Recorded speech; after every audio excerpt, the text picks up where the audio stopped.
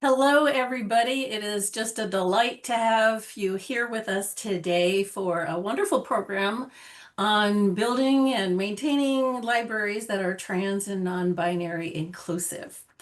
I am Dr. Melanie Davis. I am the Unitarian Universalist Association's Our Whole Lives Program Manager.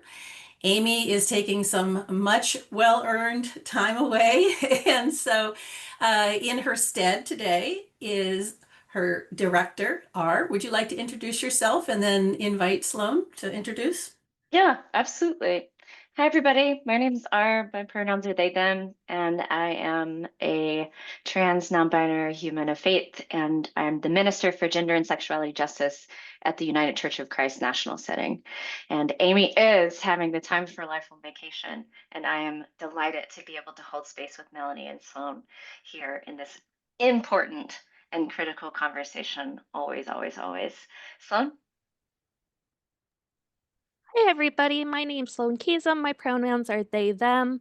I am a youth services librarian in New Jersey, and my focus for a long time now has been transgender representation in young adult novels and graphic novels, just the entire publishing space. And part of that work was some work I finished off my master's in library and information science with about how we make sure that trans readers, now that there are finally like enough trans books being published to match the fact that we are here and we exist, how to get them in readers' hands and how to match reader to the book that will be their book instead of just giving them any book.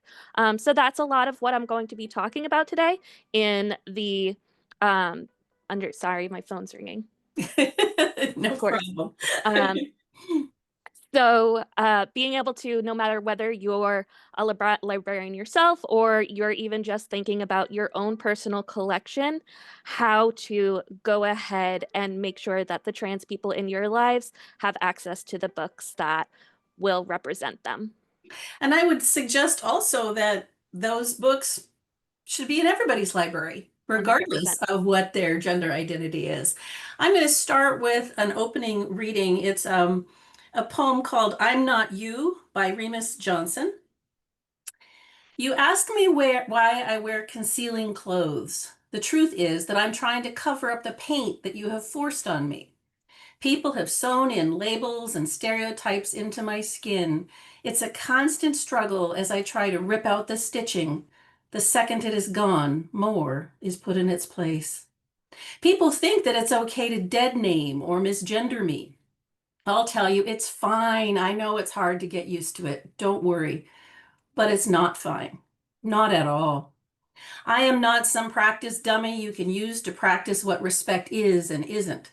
I am a human just like you, but I am not like you at all. You people who use being trans and non-binary as a joke. You people who treat trans people as if we are mentally ill. You people who think it's okay to disrespect what and who we are. You people who debate if we should be allowed to exist. I am told to just accept who I am. Those people don't get that I do. They're the ones who don't. I am here, I am real, and I am not you. So, with that, I think Amy and I felt that this was a really important topic to cover today because so much censorship is happening both in school libraries and public libraries as well. And with any random parent or person in the community can say, we don't want that book in the school library. And many schools are accommodating those often really ridiculous requests. So it's really important that those of us who have the capacity to fight back against that censorship do that. And I'm just so pleased, Sloan, that you're here to help provide some guidance for that. And will you would you want to mention, well, I guess you're going to mention your newsletter later, right? Or do you want to mention that now?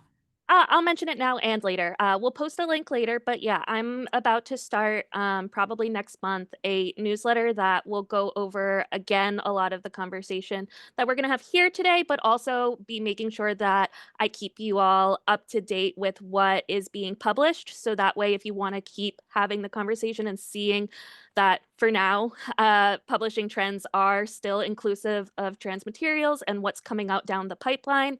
My intention with that newsletter is to be able to inform you all of that. So at the end of the webinar, we'll post a link. And if you're watching this later and not a part of the chat, it'll be sent to your emails. So you can opt in to give me your email for that and get that information probably about once a month. I don't want to spam you all. But don't put your email address in the chat. Correct. Yes, don't do that. As usual, if you have questions, please type them in the Q&A box rather than the chat. And I'll be looking at that throughout Sloane's presentation, and we can answer those questions. So take it away, Sloane. It's the floor is yours. I appreciate it. Give me one moment as I bring up.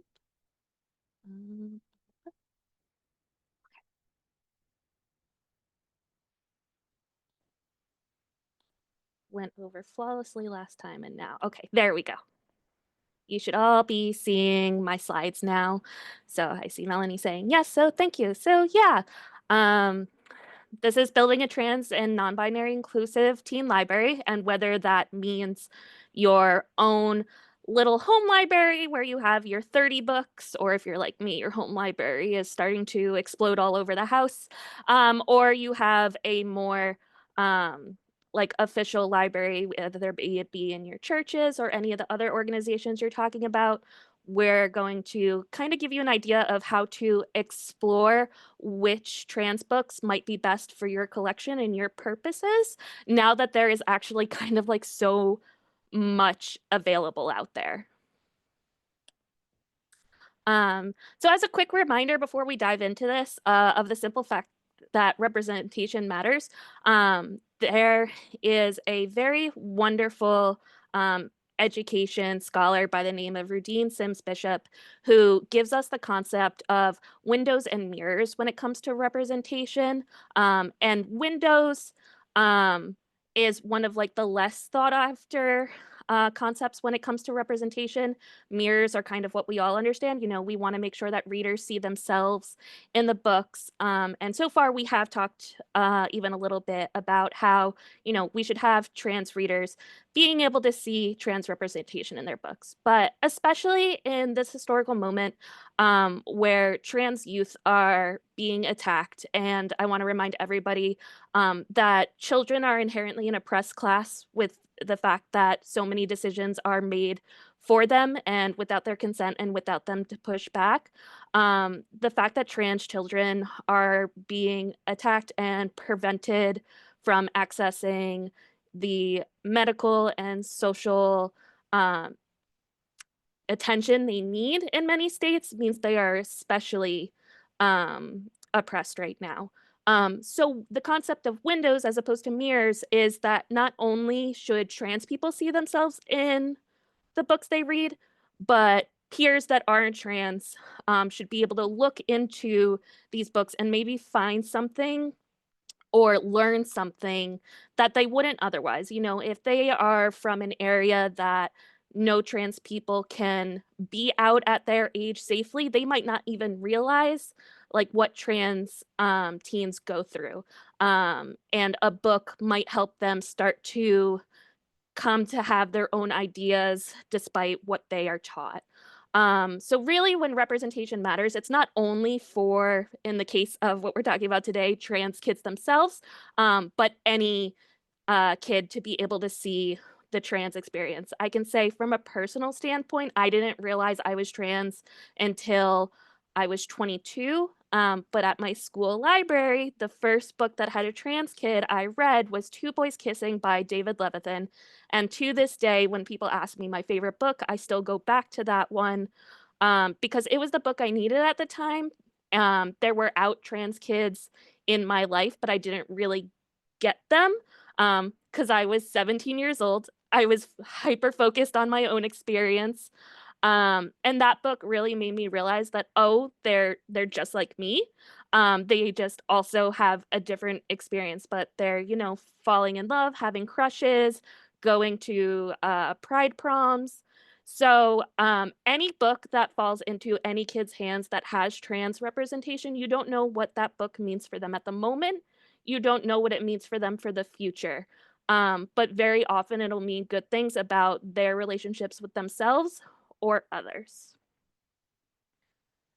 So, in thinking about the fact that we finally are at a time where transgender representation is coming out often enough that it seems like every month there's another 4 or 5 things, I'm like, I gotta add that to my TBR. I gotta add that to my TBR, and then I'm not able to get to it. Um, this moment we're in kind of culminated because of 10 years ago, 2 main things happening. One, Time Magazine kind of deemed 2014 as the transgender tipping point, meaning that a lot of celebrities were starting to come out as trans, were kind of hitting the mainstream, and more people were understanding what that meant and how we could kind of accept those identities and move forward in terms of like social rules, different laws to accept and nurture trans people. And at that same year, the We Need Diverse Books movement kind of erupted, which is this entire movement that talks about how the publishing industry has been very white, both in who is working in the publishing industry and who is actually getting published. So when those two things kind of happened at the same year, we saw a trickle and then something more, a little like not quite a flood, but a good flow that we have now. Still 10 years later, we're talking about a decade to get to the point we're at. But I think it's important to understand like the history and how things move and how a movement 10 years ago got us to this point we are now, and how that might mean that, you know, as we see fluctuations and banned books, as Melanie said, big moments and big progress could be another decade from now. I learned when I was in college that from one of my professors that progress is not a linear movement upwards. It kind of has like dips and throws. So even though we might see a lot of like banned books right now and trans materials being protested and different states getting into trouble for having those materials, I believe that the work that I'm doing right now is a part of a process to ask us that even if we have these dips, like moving forward, we still see the overall trend going upwards. And I appreciate all of you because anything you take from this presentation will contribute to that movement forward. All right, talking the nitty-gritty details of how to think about trans literature. I call what you see on your screen right now the 5 pillars of trans representation. We have genre, identity, community, gender euphoria and dysphoria, and then transition. And what I'm going to spend the rest of the presentation doing is going over what each of those mean and how they apply to 2 different books in different ways. So that way you guys are actually seeing some of what is being published, what exists out there, and also starting to create an idea of how you can think about those books. Even though for each of these 5 pillars, I'm going to go over 2 books, know that these pillars exist in all of those books. I'm just giving some specific examples, but all of these different books take on a different shape and take on a different narratives based off how they interact with these pillars. So if you find one of these 10 books that you're curious about yourself, you can go ahead and read it and think of not only how did I talk about it, but how can you incorporate those other pillars. So first we have genre.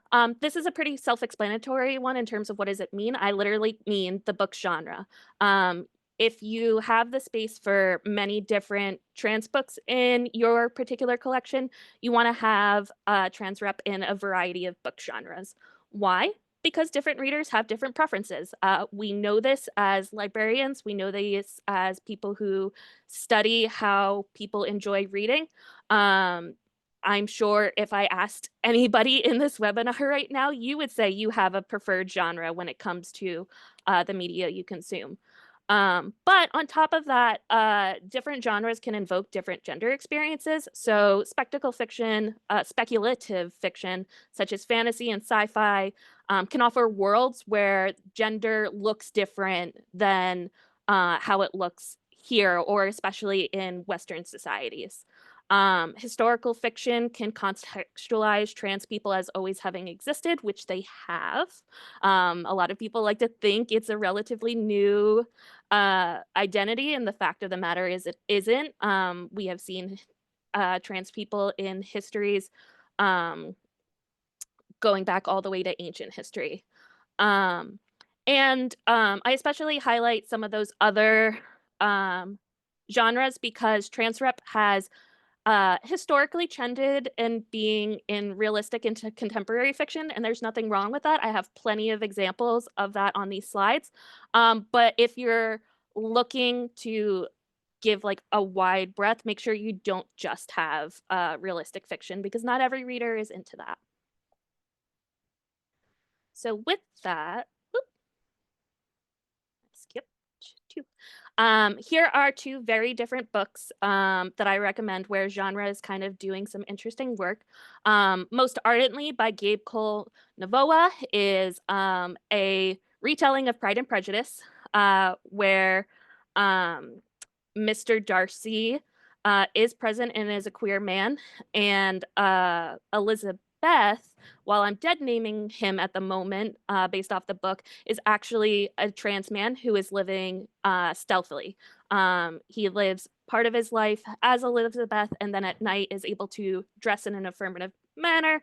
And there's kind of like some fun hijinks between him in his daily life versus when he's able to live as his true gender, as he meets Mr. Darcy as both, and gets along with him better when he is a man himself versus when not. So I really love this one as an example of genre because of what I said about earlier, where we can recontextualize history as having trans people. Gabe Novoa in this one does say at the back of the book is like, not all of this is necessarily historically accurate, but we do know that like queer people existed in that time and that some of the clubs I mentioned in this book did exist. So it's a good way of kind of introducing the concept of how trans lives could have existed in the past. Sloane, can I interrupt for a minute? Sure. Somebody asked if, I think they're wondering how many notes to take. Will you be sharing your slides after this? Yes, Okay. 100%. And also people, this will be recorded, so the link will be sent out so you can rewatch this if you'd like. Yeah. You said, you used the term he lived stealthily. And I'm wondering, is that a term as opposed to saying dressing in drag, or that's? Sure. So it's kind of it's a term that means the opposite of living out. When you're stealthing as trans, as talked about in this book, it means that you are living as your preferred and known gender, but not talking about how you're trans. Okay, thank you. You're welcome. Yeah, if there's anything else, if I'm using terms that are confusing and there's any questions that come up about them, please feel free to pause me. And then the other one I have for genre is the Sun Bear Trials by Aidan Thomas. This is a reimagining of Mexican mythology, where the trans son of Quetzal competes in like a Hunger Styles game trials to see who will be sacrificed in order to keep the sun lit, and who will be the one to travel around to all the temples to keep the sun lit on those temples. So this one is especially a good example of like fantasy giving a different taste of gender for fantasy materials, in this case mythology, and it can also start exploring some curiosity around how different cultures have handled gender, because like I said before, we see even in ancient times that gender has been more complex than we like to commonly refer to it as today, or I should say the common narrative says is today, and that's especially around mythology.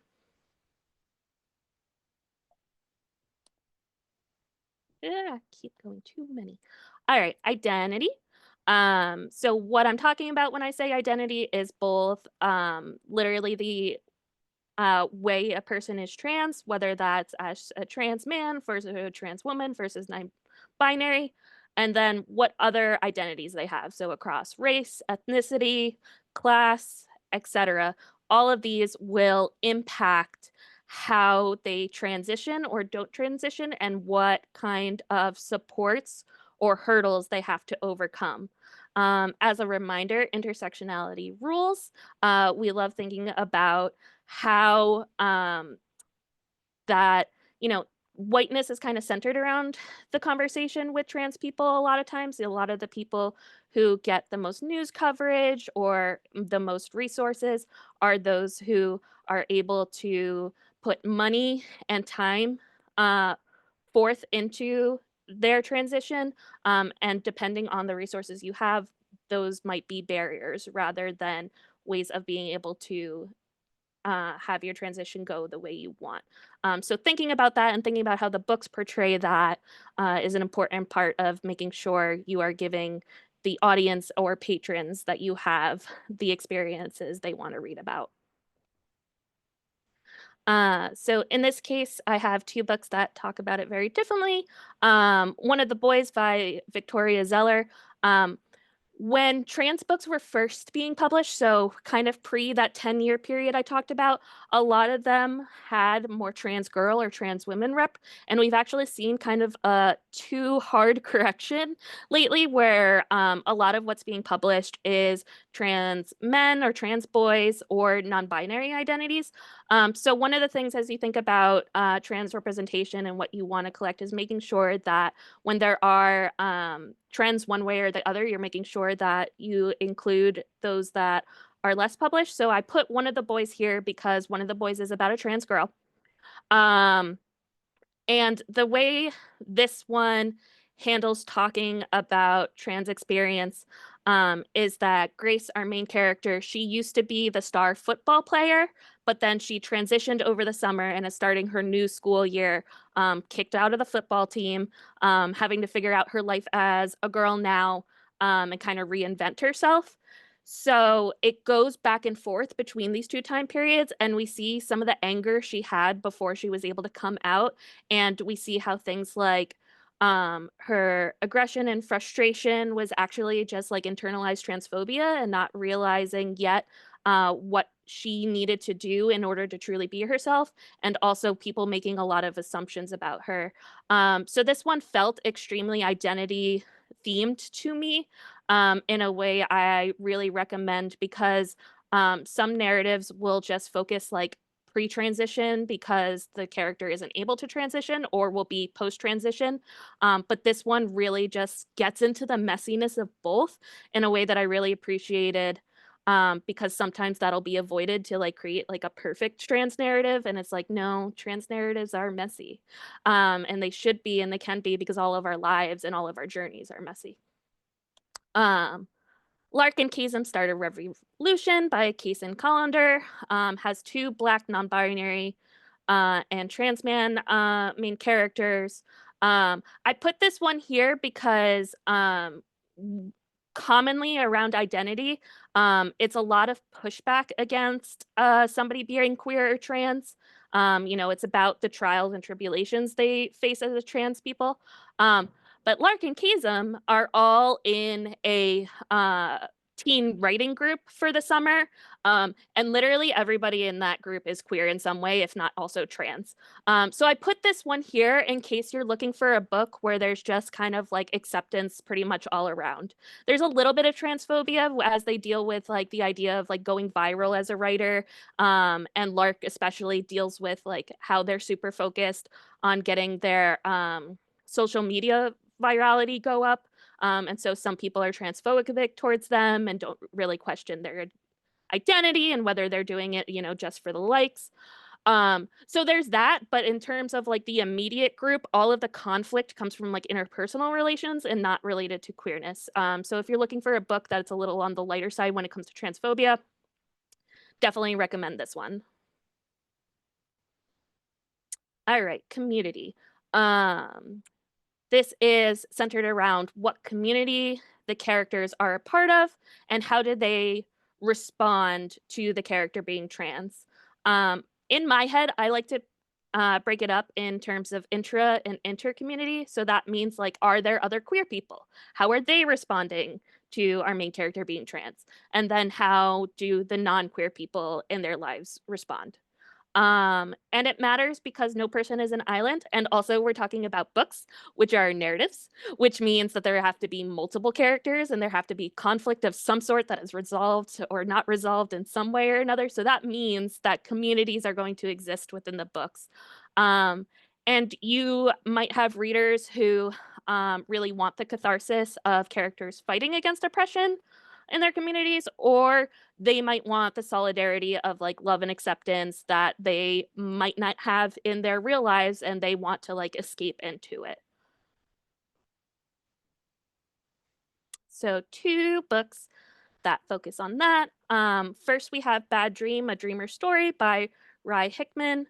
And this is a graphic novel, actually. It's part of the DC Comics universe. And our main character, pulling up my notes, Nia, she is, her mom is from an alien civilization and they come down to Earth.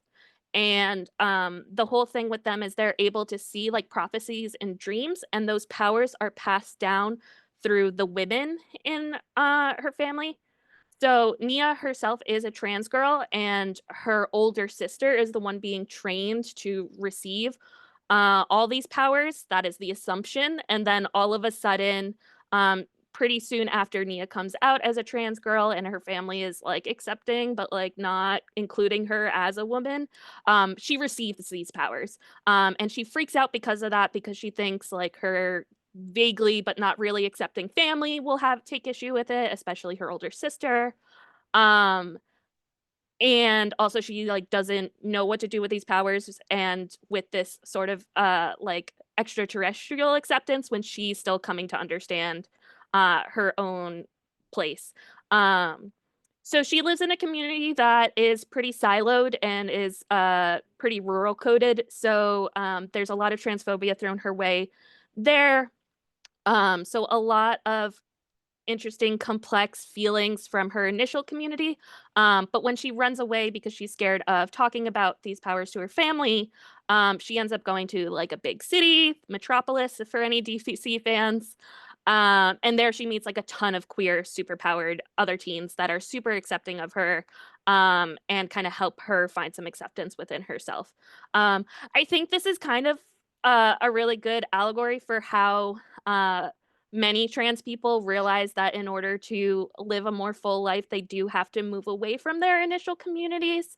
So I appreciate it from that part, while it's still being like a really good graphic novel for those who are more into the graphic novels and superhero genre, to give them like their first taste of trans representation.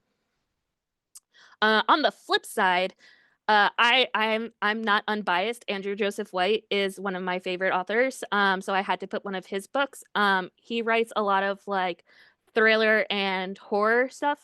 So kind of on the flip side of feelings here, we have Compound Fracture, which was an award-winning book as of a couple of months ago, and it keeps getting different accolades.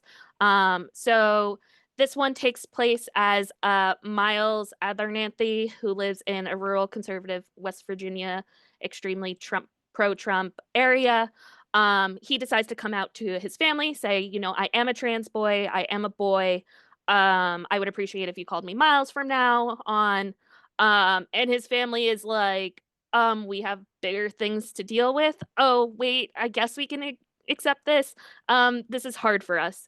So it's really, really messy about parents who are trying to be supportive but don't really know how, and this is their first time kind of ever dealing with this. And on top of that, everybody in his community is having mostly similar reactions, if not outright violent reactions to him being trans. There are some queer characters that give him solidarity. But a lot of this book is about the dark and depressing of being in an area where people are not going to accept you. And in fact, there's an entire plot where because Miles' family has been socialist and the town sheriff is very much not, there's like a long history of these two families fighting. And so therefore the sheriff's son outs Miles to the entire community as an act of violence. Like this is intentionally done to try and damage the family's reputation and put Miles in danger. So very, very different community reactions. And this one, Compound Fracture, is definitely for more of like the people who need catharsis that I talked about earlier, rather than somebody who needs something lighter with their transgender rep. Sloane, would you recommend Compound Fracture for parents or grandparents who are trying to understand a younger person's struggle? Not necessarily, especially if they're not into like the dark and depressing. There's another book that I think might be a little bit better. I think it might even be in the next section. That does a lot more of the explaining. This one kind of like makes you be like, you're going on a roller coaster, like strap in, I'm not holding Gotcha. back. There are some other books that talk about those sorts of things. Lake Lore, I think, is coming up in the next section. So Okay, that would thank be you. the one I kind of recommend for that. Thank you. You're welcome. I do recommend this book in general, though, but maybe not as like baby's first trans YA rep book. Gender dysphoria and euphoria. So a lot of people understand the term gender dysphoria. It's kind of that medicalized term that people will use to like diagnose if a person is trans in order to get them the mental and physical health resources they need. And it's kind of like that angst and that distress that comes with your externally understood gender being different from your internally known gender. Gender euphoria, on the flip side, is a community term that talks about how being trans isn't just a negative experience. We have moments where we are recognized as our gender, where we look in the mirror and see ourselves, like our internal lives reflected externally.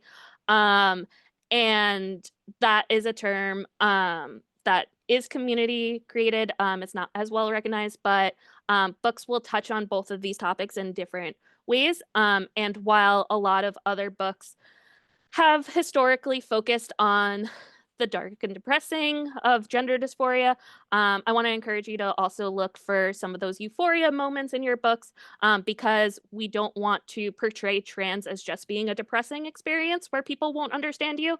There are also plenty of euphoric moments where people will understand you.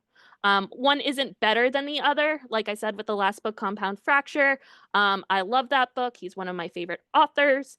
He focuses extremely heavy on gender dysphoria, but it's about having a mix of all of the above. So, two examples. Costumes for Time Travelers is a really recent book.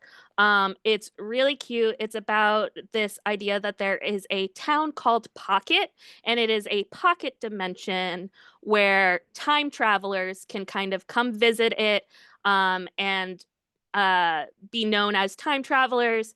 And it's a pocket dimension out of time, and they can settle there before going off to their next adventure into like Renaissance, 1400s, 1500s, or like even ancient history, or going even into what we would consider the future. So it's an extremely fantasy book. And because of that, Capetta was able to make a queer normative world, where in fact, like every time the main character introduces somebody else, they say whether the name was given to them or chosen to them, which is a really interesting way of just like introducing the fact that a character is probably trans without being like, and they're trans.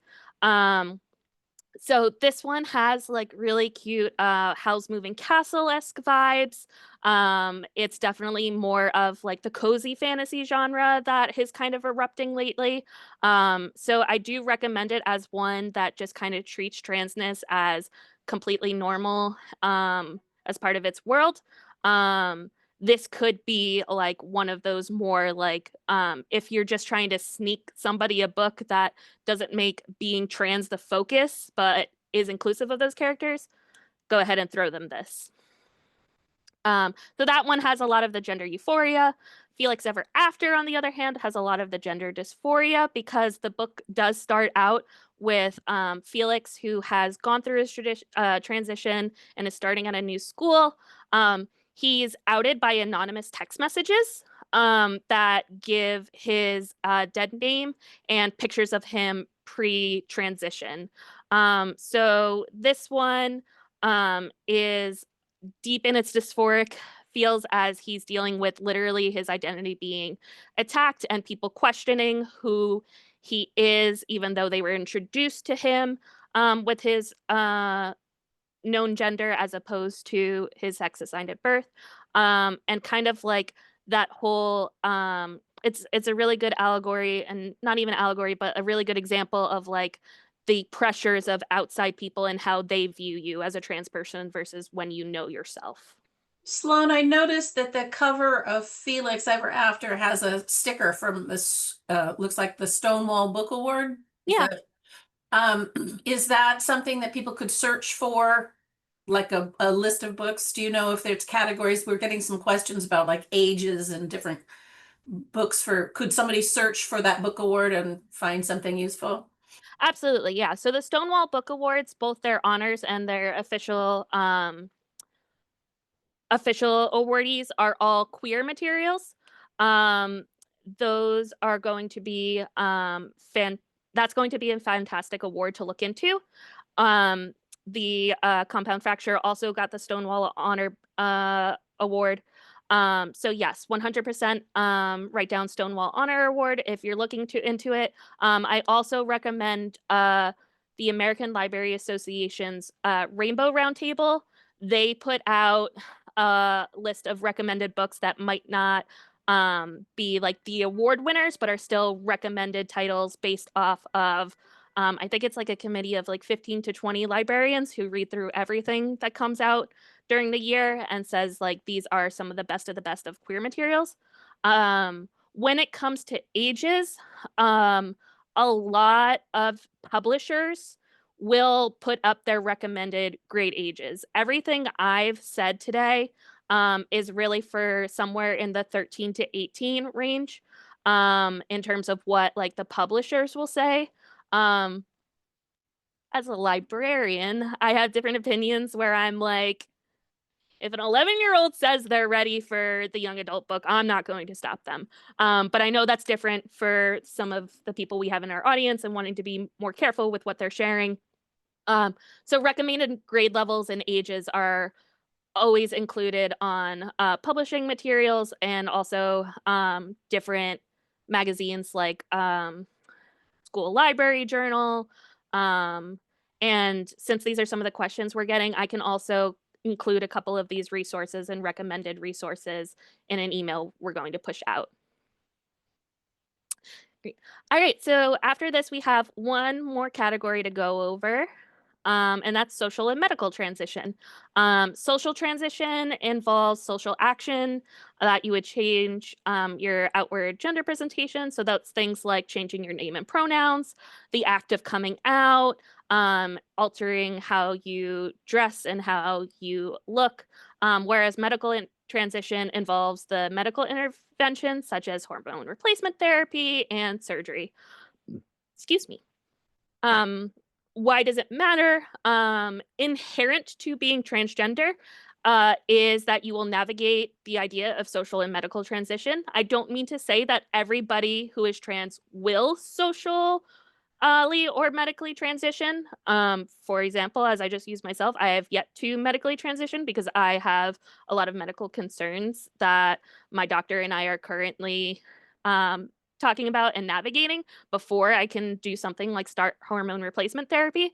And that doesn't make me any less non-binary than anybody else. But it is something I think about. It is something that I am navigating. And even if you decide as a trans person that you don't want to socially or medically transition, your journey looks different than somebody else, but you are still trans. Some of the books we have talked about so far, like I said, don't portray them going through medical transition. Some of them don't portray their social transition because we kind of start after they have socially transitioned.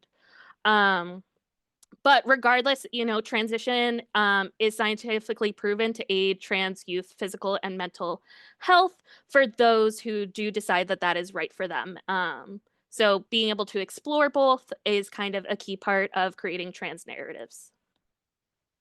So the first one we have here is Lake Lore, and Melanie, in terms of like if somebody wanted to understand trans experience a little better, especially as an adult or as a parent, I would probably start with Lake Lore for both because the parents of the two main characters are active characters, I should say, of the books. And also a lot of like the internal thought processes of being trans are more at play in these books.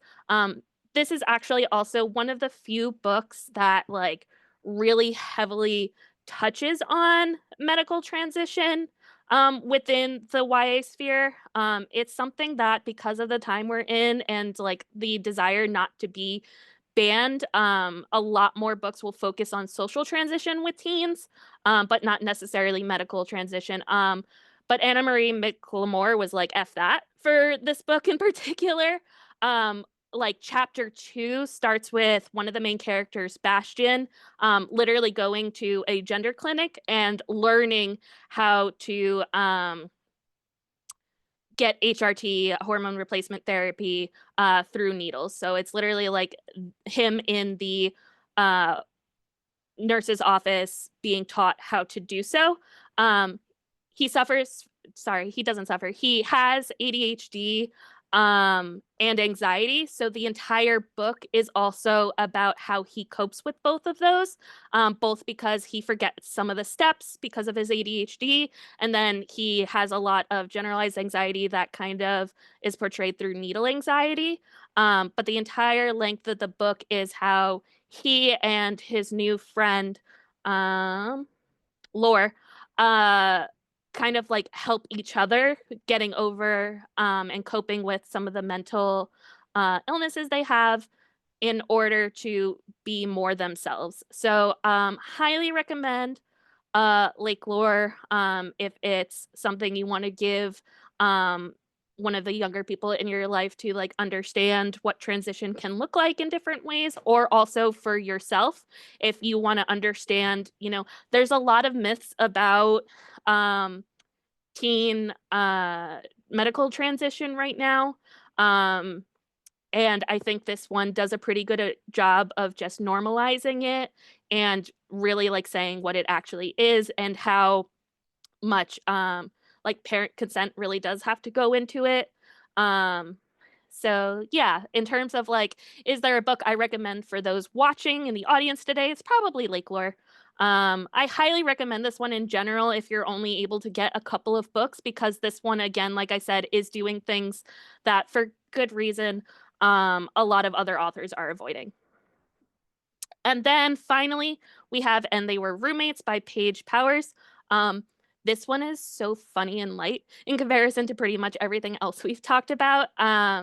It is about Charlie, who is starting at Valentine Academy, which is an all-boys school. And it is completely focused on social transition as he has to kind of deal with figuring out what boys' world is like while surrounded completely only by other boys. but it's a deep like rom-com vibes, because what happens is even though he requests to live in a single room, he not only actually is put in a double with a roommate, but that roommate ends up being his ex from summer camp several years ago, who doesn't recognize him since he transitioned. So he has to keep his identity quiet, both as like he does that stealth thing we talked about where he doesn't want to be out as trans. He just wants to be living as a boy. But he also has to keep the fact that he knows his roommate quiet. So it's so full of hijinks. I really recommend, if you're into audiobooks, that you listen to this one. Because frankly, like as a personal reader, I gave it like a 3 out of 5 when I read it physically. But the audiobook narrator is a voice actor himself and does different voices for some of the different kids, and just brings so much liveliness and performance to it that it easily became a 5 out of 5 once it was an audiobook. So yeah, those were the 10 books I had. Since we have a couple of minutes, we'll do like 1 or 2 of the examples I have for this game. I'm going to offer you a hypothetical teen, and then some of the books that I've talked about today. I want to hear in the chat what you all might recommend them. If you don't remember the titles, that's okay. I know I said that I would be sending these slides, and some of you might have taken that to mean you don't have to write down titles, no problems. You can kind of like post vibes of the book. Or even you can like think of some of the pillars we talked about and be like, oh, for this kid, I would pick something that has, you know, a lot of social transition or focuses on dysphoria versus euphoria. It's just to get you to like kind of start brainstorming ideas based off what you've learned over the past like 40-ish minutes. So for number 1, feel free to pop off in the chat. We have reader 1. They are 16 years old and from a state with high transgender protection laws. They have many transgender classmates that have been able to be out. So they don't really understand when people are saying that transgender people are oppressed, because they don't see that in their daily lives. They see a lot of support for them.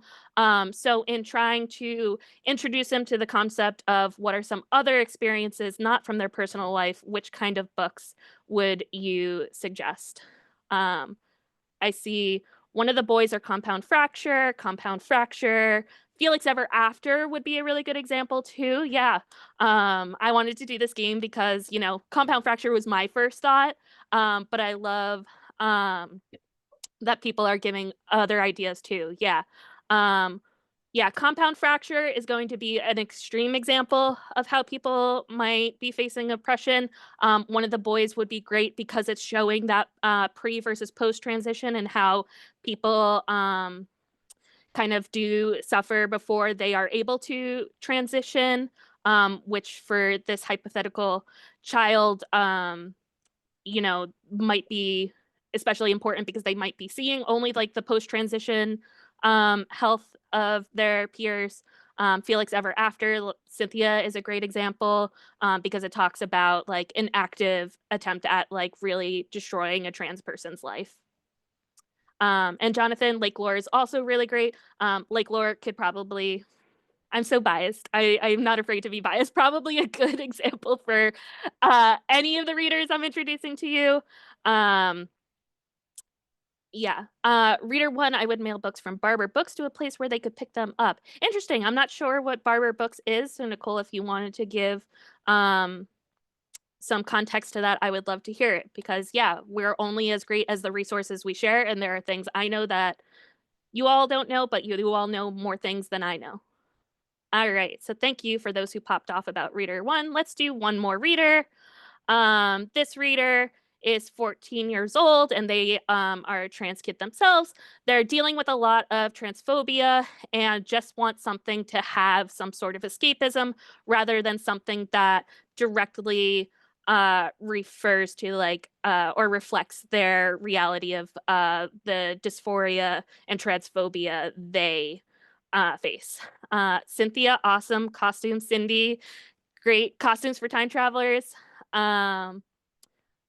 That is a really good example. And they were roommates is a really good example too. There's really not as much transphobia in that one. It's a lot more internalized transphobia, but yes, for the people that the main character and they were roommates, anybody he does come out to does tend to be accepting. Sunbearer Trials is another great one, especially Rachel. I would say if they are more of a fantasy lover, or if you pitch it to them as Hunger Games with Mexican gods, they might really be into it. Awesome. Bad Dream, a Dreamer Story. Yeah, that whole idea of being able to literally escape to a more accepting city would probably be really great for this person. If they're really trying to avoid like all transphobia and they're really like, what I read tends to be lighthearted, there might be a little bit in there that's not to their taste, but because it's a graphic novel and that gets usually like read quicker and there is so much celebration of queerness, is still a great option. Yeah. Yes, Kathy, thank you so much for pointing out small independent bookstores. Those are also a really great resource. I find that booksellers are who librarians should be looking to understand how to get books in readers' hands, because they even more so have to sell books than us, quite literally. So yeah, I always recommend talking to small independent booksellers. Especially there's usually like queer people tend to gravitate towards small indie bookstores, and they'll probably have really great recommendations. We're going to skip number 3 because we're running out of time. So I just wanted to wrap up by saying thank you. If you have questions, comments, need more help, if you're literally looking for, Sloane, I have these resources, I have this amount of space. Do you have recommendations for what books I can look into? If the 10 that I presented today don't give you enough, or you have other questions related to it, feel free to email me anytime at retransbooks@gmail.com. And then, ooh, I didn't want you to stop. But yeah, you can also, if you have your phone available and want to scan this QR code right there, it'll take you to a Google form for me to collect your email so I can be sending out my newsletter. I believe Andrea said that she could also post the link to it in the chat, so that should be upcoming. And it'll also be in the follow-up email, along with these slides. And Melanie, I think we get a record of the chat as well, so we can put all the resources that people were sharing. Perfect. Yeah. Thank you so much, Sloane. Yeah. This has been just a fabulous, lively presentation, and I'm so glad. I think everybody learned a lot, and I think that there's going to be a lot of people shopping for books today. In the chat, I did put a link to the Owl Taking Flight that we did with the author of this book, the Arlie Anderson does the book and the illustrations. Yeah. I also put a reference, both the UCC and the UUA have Under Your Wing videos for grades K1. There, I think, are 8 videos available in English and Spanish with subtitles. And the authors of Owl for Grades K1 created those videos on important topics related to sexuality, one being gender identity.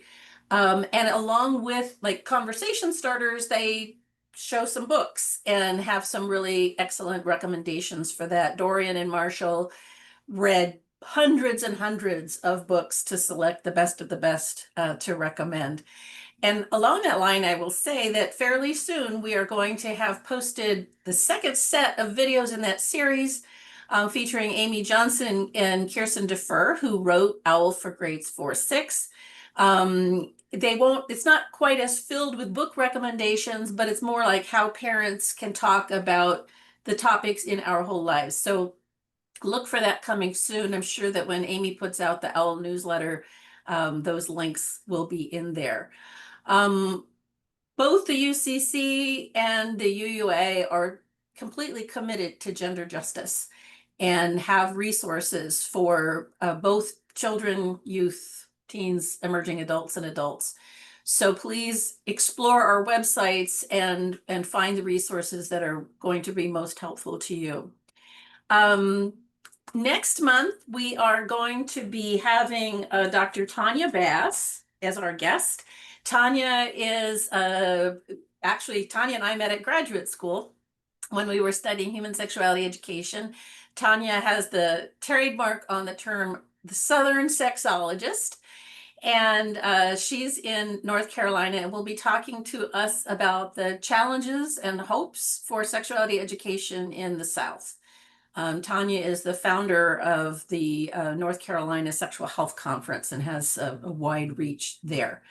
And then in November, we are going to be talking about inclusive programs. And it's actually Amy's brother who will be our guest speaker in November. We'll be taking December off because that's the month that we have our annual Parliament of Owl Trainers. And that's continuing education for our OWL trainers. So I think there might be one more question in the question box. Let's see. Slides, we got that. The newsletter, we got that. I see Cindy Dillard put deaf interested in children's books. My intention with the newsletter is to expand beyond teen books.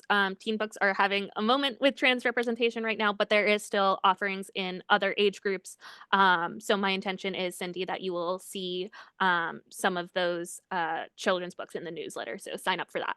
Yep. And Sloane, is there a chance you could put your QR code up again one more time? Oh, yeah, totally. While Sloane puts the QR code up, I want to lift up my gratitude for Sloane and the work that you're doing. Your representation in the art of being a librarian and curation and sharing wisdom is so critical. It's so necessary and it's so hard in various ways right now. So thank you for all the ways that you're doing that. And as a personal point of privilege and gratitude, thank you for naming that, trans and non-binary experience is absolutely fluid and diverse. I talk about it as a spectrum, and I use the analogy of like a prism. When a light hits a prism, it goes all over.